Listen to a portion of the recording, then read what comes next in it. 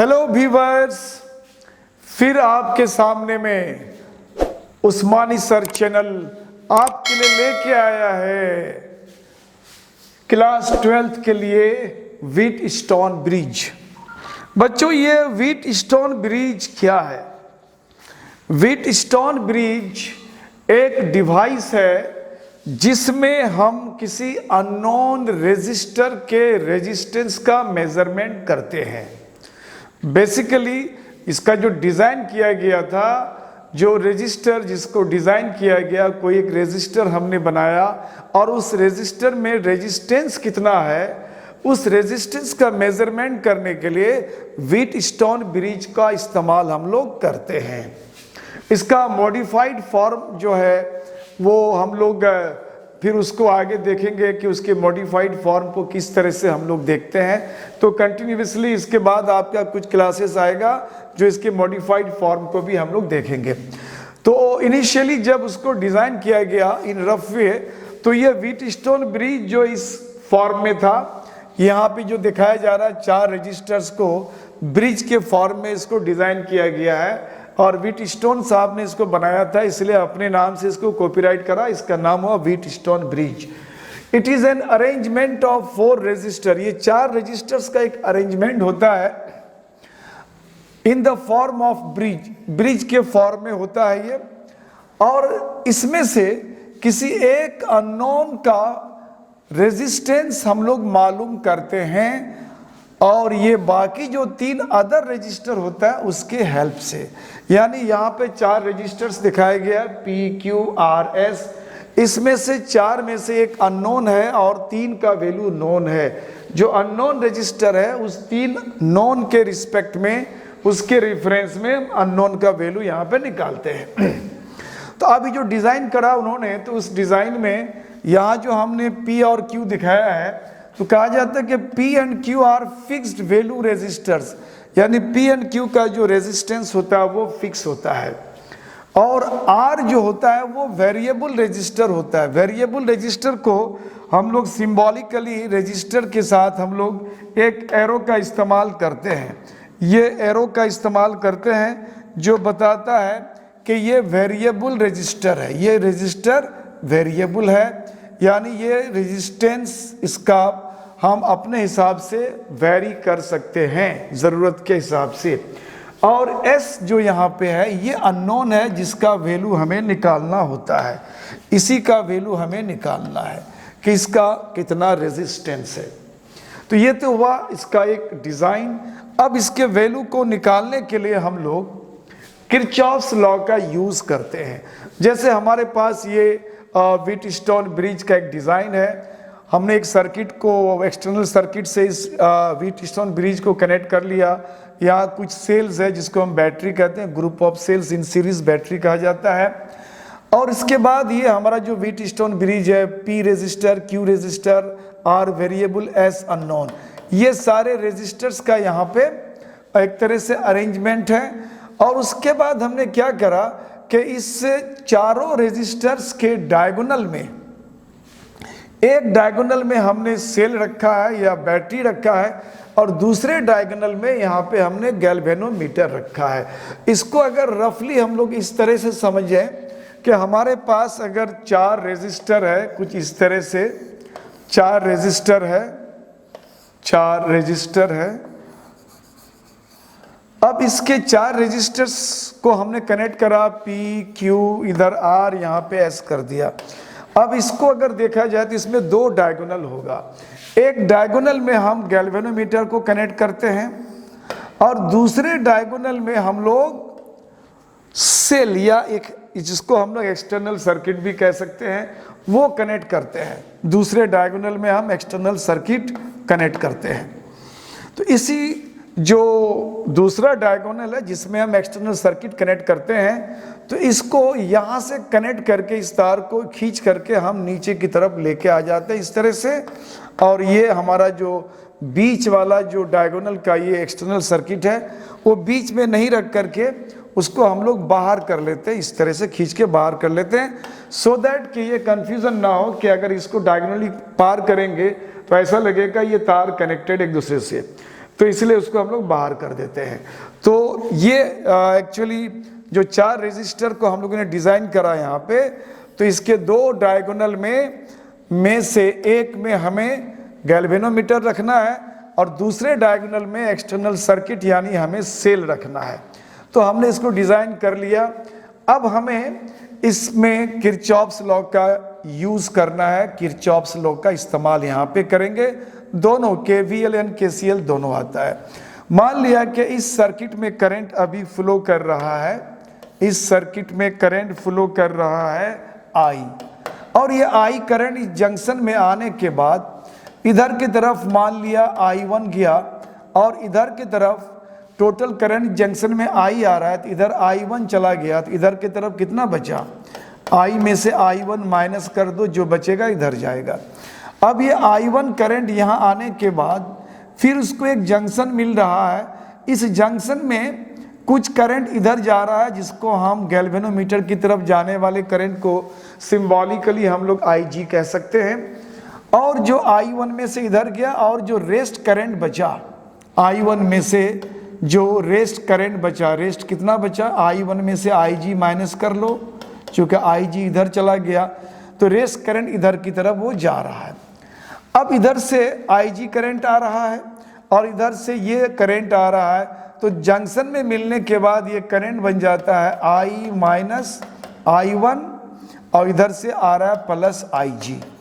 ये करंट इधर की तरफ फ्लो करता है, फिर ये करंट और ये दोनों जंक्शन में मिल करके ये वैल्यू I बन जाता है।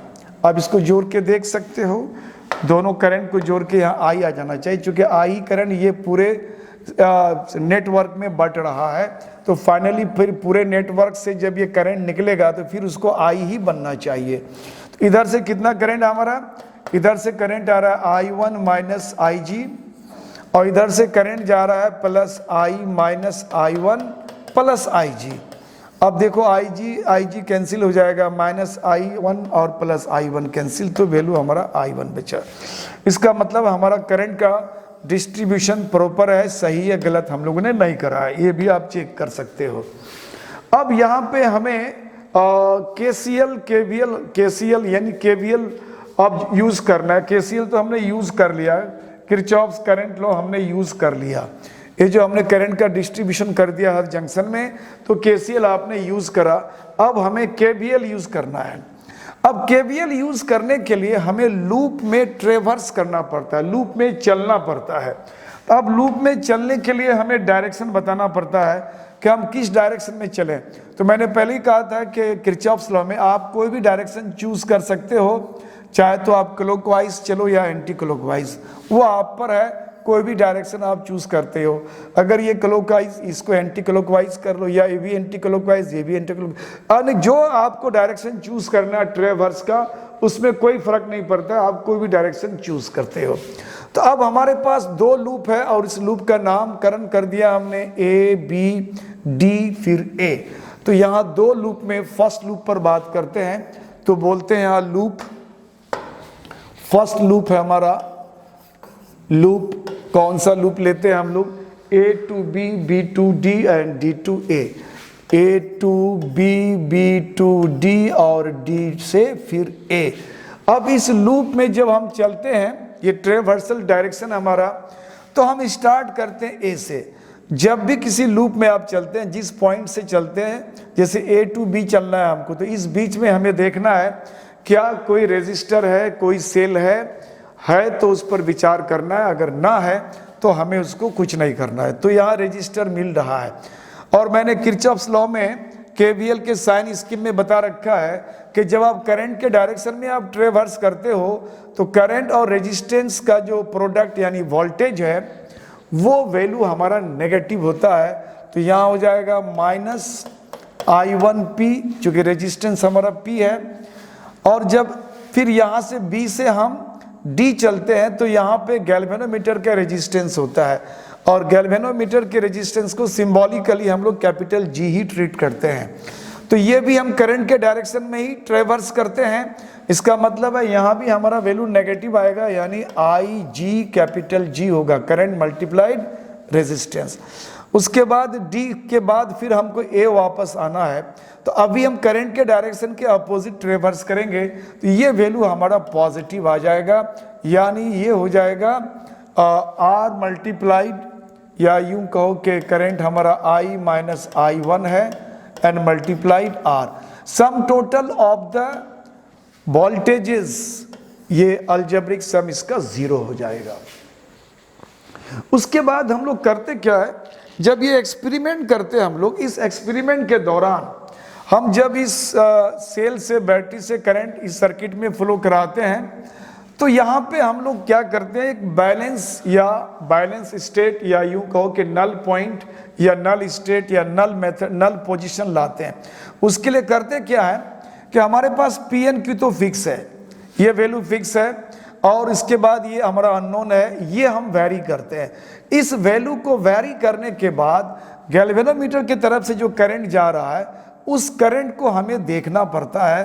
हम इस आर को धीरे धीरे हम अलग अलग वैल्यूज दे करके सर्किट में, एक समय ऐसा आएगा जब के गैल्वेनोमीटर में रीडिंग 0 आ जाएगा।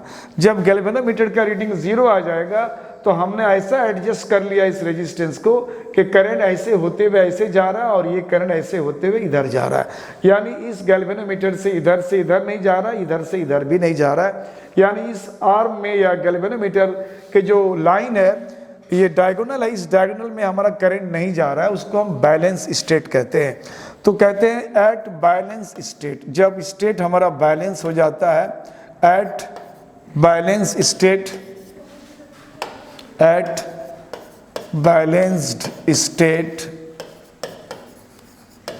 आई जी का वैल्यू यहाँ पे 0 हो जाता है, उधर की तरफ कोई करंट नहीं होता है। अगर इसको हम 0 कर दें तो हमारे पास जो इक्वेशन है वो आ जाएगा I1P, दिस बिकम्स 0, ये तो 0 हो गया, इसको हम लोग वैसे भी कैंसिल कर देंगे या छोड़ देंगे। अगला आया यहाँ पे I माइनस I1, तो ये प्लस हो गया, प्लस I माइनस I1 और इंटू R इक्वल टू 0, इसको इक्वेशन 1 रख लेते हैं। इसी तरह से अब हम दूसरे लूप में चलते हैं। इस लूप में भी आपका मर्जी, आप जिस डायरेक्शन में आप ट्रेवर्स कर सकते हो। तो अगर हम इधर से ट्रेवर्स करते हैं तो हम B से C, C से D एंड D से B चलेंगे।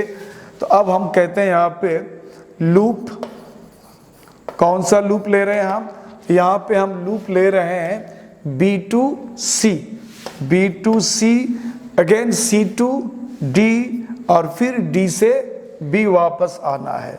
अब इस लूप की बात करते हैं। अब जब इस लूप में चलते हैं तो इस लूप के अब B पॉइंट से आप चलना शुरू करा तो B से C चले तो यहाँ पे हमारे पास रेजिस्टेंस है, रेजिस्टेंस Q है और करंट इस आर्म में इतना है। तो जब हम करंट के डायरेक्शन में चलते हैं तो ये वैल्यू हमारा नेगेटिव आता है, तो हम लिखेंगे minus I1 minus IG, I1 minus IG और रेजिस्टेंस हमारा यहाँ पे है Q। उसके बाद इधर चलते हैं तो यहाँ पे करंट का फ्लो इधर है, उसके अपोजिट चलते हैं यहाँ पे, तो यहाँ पे उसका वोल्टेज पॉजिटिव हो जाएगा और इधर की तरफ करंट कितना फ्लो कर रहा है, करंट के अपोजिट डायरेक्शन में चलते हैं तो इस आर्म में करंट हमारा है I माइनस I1 और प्लस IG और रेजिस्टेंस हमारा है यहाँ पे S। D तक पहुँचा, फिर D से जब हम B जाते हैं तो फिर करंट के डायरेक्शन के जस्ट अपोजिट ट्रेवर्स करते हैं, अगेन पॉजिटिव हो जाएगा, यानी इधर की तरफ हमारा करंट IG है, IgG equal to 0। Sum total of the voltages in a closed loop becomes 0, यानी अलजेब्रिक सम 0 होता है। तो अगर हम यहाँ कहें कि बैलेंस स्टेट हमने लाया है तो एट बैलेंस स्टेट, जब बैलेंस स्टेट आएगा बच्चों उस समय गैल्वेनोमीटर की तरफ कोई करंट फ्लो नहीं करेगा। अगर IG को हम 0 कर देते हैं तो ये वैल्यू हमें क्या मिलेगा, माइनस I1 और यहाँ पे Q हो जाएगा, उसके बाद प्लस IG 0 हो जाएगा तो ये हो जाएगा I minus I1 into S और यहाँ पे IG 0 है तो ये भी 0 हो गया, तो कंप्लीट वैल्यू यहाँ पे 0 हो गया। तो इस तरह से हमें दो इक्वेशन मिलता है। इन दोनों इक्वेशन में थोड़ा सा हम लोग वैल्यू को डिवाइड करके निकालना चाहेंगे रिलेशन को, तो बड़ा आसानी से निकल जाता है। तो यहाँ से हम लोग इस वैल्यू को थोड़ा सा सॉर्ट आउट करने के लिए यहाँ ये जो हमारा वैल्यू है I minus I1 into are, और ये वैल्यू इसको इधर कर लेते हैं, तो माइनस इधर आ जाएगा, ये प्लस I1P हो जाएगा, और इसको हम इक्वेशन या रिलेशन 1 मानते हैं। This is relation 1। सिमिलरली यहाँ भी वही केस करते हैं हम लोग, I minus I1 into S, और इस वैल्यू को इधर कर लेते हैं, तो ये हो जाएगा I1 इंटू क्यू, इसको रिलेशन 2 कर देते हैं। अब हम रिलेशन 2 को डिवाइड कर देते हैं रिलेशन 1 से।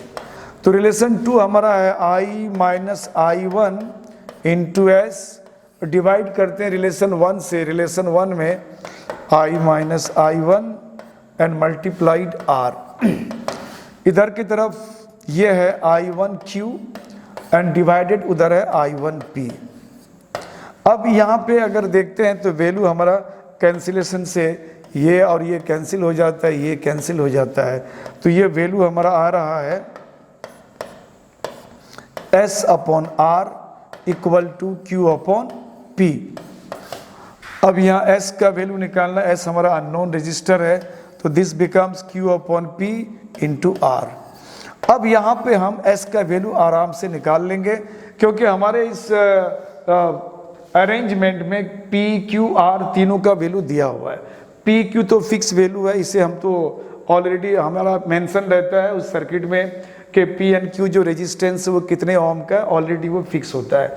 ये जो R होता है, बैलेंस स्टेट लाने के लिए R के वैल्यू को हम चेंज करते हैं, वेरी करते हैं।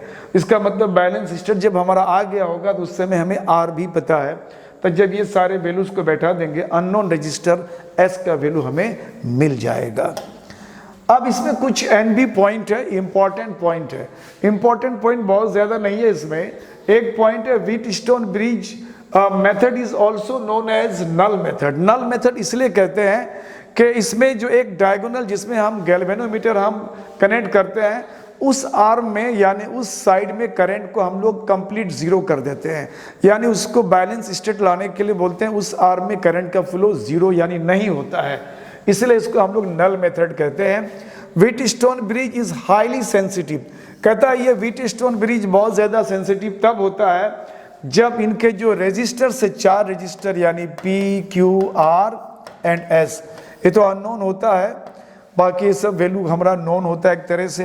तो कह रहा है कि ये वैल्यूज का जो एक रिलेशन है बहुत ज़्यादा डिफरेंस नहीं होना चाहिए। अगर ये वैल्यू ऑलमोस्ट लगभग अगर इक्वल रेंज में आता है, अगर उस समय हमारा व्हीटस्टोन ब्रिज का जो रीडिंग है काफ़ी हाईली सेंसिटिव होता है, बहुत अच्छा रीडिंग देता है। तो ये 2 पॉइंट हमारा है। तीसरा पॉइंट इसमें आप ये कनेक्ट कर सकते हो बच्चों कि अगर हमने ये कहा है कि जब हमने व्हीटस्टोन में 4 रजिस्टर्स को हमने कनेक्ट करा ब्रिज के शक्ल में, तो इसमें हमारे पास 2 डायगोनल, एक डायगोनल में हमने गैल्वेनोमीटर रखा था और दूसरे डायगोनल में हमने डायरेक्ट नहीं करके तार खींच करके यहाँ हमने एक सर्किट यानी सेल रखा था। तो अगर हम ये एक्सटर्नल सर्किट सेल और गैल्वेनोमीटर को इंटरचेंज कर दें, यानी इस डायगोनल में सेल लगा दें और इस डायगोनल में अगर हम गैल्वेनोमीटर लगा देंगे, तो हमारे इस वैल्यू में, हमारे इस रिजल्ट में कोई फर्क पड़ने वाला नहीं है। हम इसको इंटरचेंज कर सकते हैं, यानी galvanometer and the cell can be interchange, उनके प्लेस को आप इंटरचेंज कर सकते हो, वैल्यू में कोई फर्क नहीं पड़ेगा। तो बच्चों ये हुआ आपका व्हीटस्टोन ब्रिज, जो बेसिकली डिज़ाइन किया गया था अननोन रजिस्टर्स के वैल्यू को यानी उसके रेजिस्टेंस को मालूम करने के लिए। अब इसके मॉडिफाइड फॉर्म को भी हम लोग देखेंगे। आप हमारे साथ बने रहें, पेन एंड पेपर लेके बैठ जाएं, हमारे साथ साथ आप नोट्स बनाना शुरू कर दें। बहुत अच्छा नोट्स आप बना सकते हो, बहुत ज़्यादा टफ नहीं है, इजी वे में आप समझ के बना सकते हो। Thank you for watching my channel.